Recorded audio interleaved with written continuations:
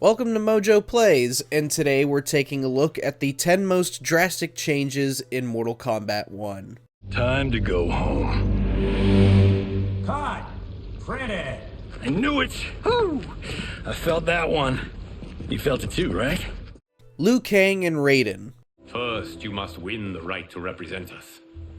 Whichever one of you outlasts the others will be chosen. For decades, we saw the Elder God and Monk hold a beautiful and respectful relationship as mentor and apprentice. Though Raiden does relinquish his powers to Liu Kang at the end of MK11, it left us wondering what would become of Raiden. Well, in Liu Kang's new timeline, we see a simple reverse of the roles. The Monk is now the mentor, while the Elder God is now the apprentice. Interestingly enough, both exchange their character traits and attitudes too. On top of that, Raiden proves his strength and becomes the winner of the tournament, just as Liu Kang did in the original. Speaking of which... Well done. You have exceeded my greatest expectations. Thank you, Lord Liu Kang. The Rules of Mortal Kombat. We gather once again to honor my late husband's legacy, to continue the tournament that he founded with Lord Liu Kang, in hopes that it would foster peace among realms. Previous timelines depicted the tournament as a test for survival. Warriors from across 6 realms, Earth Realm, Outworld, Chaos Realm, Order Realm, Nether Realm, and Edenia, would fight for their realm's protection. Those defeated would not only lose their lives, but also risk their realms in getting conquered. In Liu Kang's timeline in MK1, the tournament is completely rewritten. Rather than a fight for survival, the tournament is now a fun joust between Earthrealm and Outworld, formed by Liu Kang and former Outworld ruler King Jared. And despite the game's title, Liu Kang quickly assures Raiden that no one has died in a tournament. You seem nervous, young man. I'm a stranger in an unfamiliar land, here to compete against its greatest fighters. Yes, I am nervous. The Tarkatan. Are you unwell, Princess? I am fine, Tanya. In MK1, we learn that Outworld is having a bit of a crisis. Tarkat has begun spreading, turning people into cannibalistic, bloodthirsty monsters.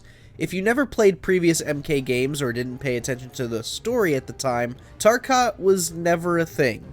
Instead, Baraka and his folks were Tarkatan, Outworlders who served as soldiers for Shao Kahn and were fused from Outworld and Netherrealm races.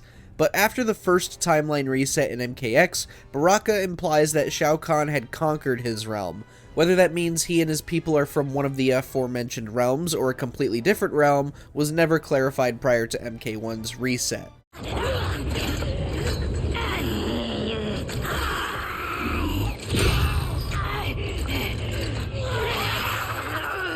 Shao Kahn. I can already see there's more that joins us than divides us.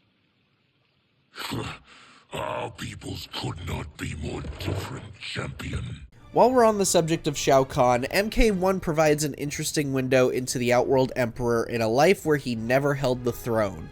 Honestly, we were surprised Liu Kang even allowed him in the new era at all. This time, he is simply a general, serving under Sindelle with Reiko as his right-hand man. Of course, we quickly learn that just because he's had a change in job title, that does not mean he is completely purged of any evil intent. We should detain the Earthrealmers and the Tarkatan we found outside, at least until the Empress is ready to respond to this incursion. Agreed. Sindelle. May Jared's soul watch over us with pride from its resting place in the living forest. We have always known Sindelle as the wife of King Jared, mother of Kitana, and the queen that would marry Shao Kahn against her will, get killed, revived, and then brainwashed into being evil. MK1 gives her a slightly better life as the ruler of Outworld, and she has shown to be a just and fair queen. As we mentioned earlier though, not all is right as the Tarkat disease runs rampant and Shao Kahn is conspiring against her. Better that than be Liu Kang's lapdog. If I see evidence of the prophecy's accuracy, we will act. But only then. Havoc. I am not finished. We honestly weren't expecting Havoc to get such a massive rewrite, let alone allowed into Liu Kang's new timeline. This dude was almost pure evil during his time as a Chaos Realm resident. Everywhere he went, he wanted madness to take over, send people into a frenzy, and begin attacking anything and everything around.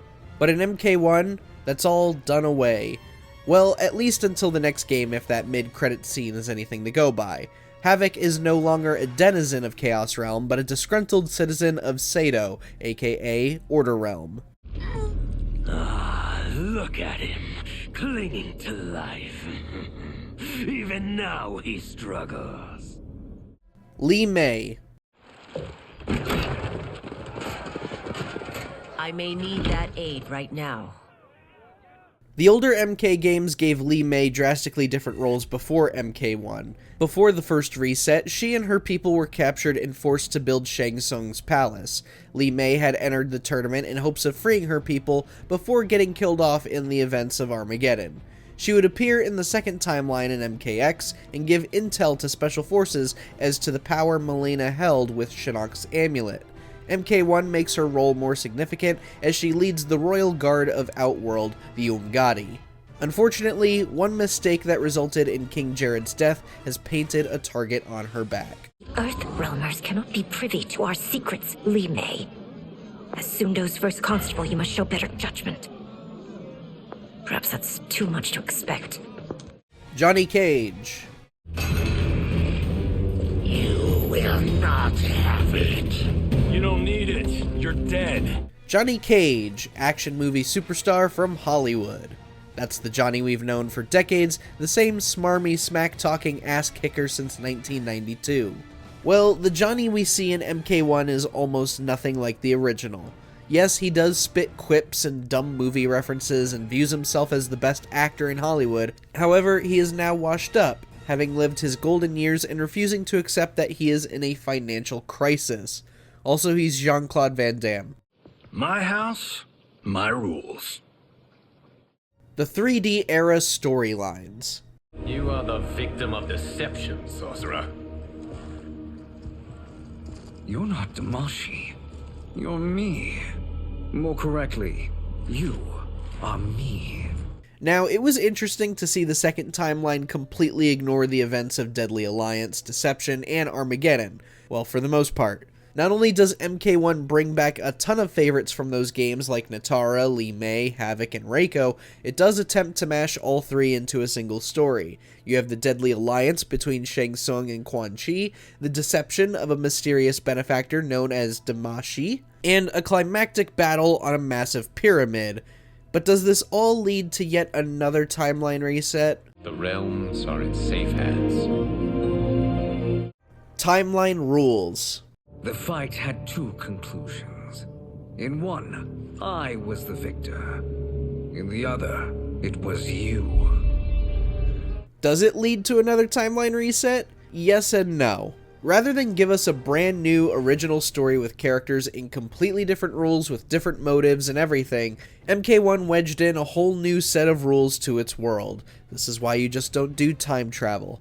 Apparently, Kronika's defeat in MK11 rippled what was once a single timeline into a litany of timelines, each one seeing a different character taking Kronika's place and birthing new mashups of various characters. In other words, everyone is a Titan, everyone can time travel, no one truly dies, and the story will never end. It is you who will be eradicated. You and your followers. And once you are dead, all timelines will be mine. Which change surprised you the most? Let us know down in the comments, and be sure to subscribe to MojoPlays for more Mortal Kombat videos. Did you enjoy this video? Check out these other clips from MojoPlays, and be sure to subscribe and ring the bell to be notified about our latest videos.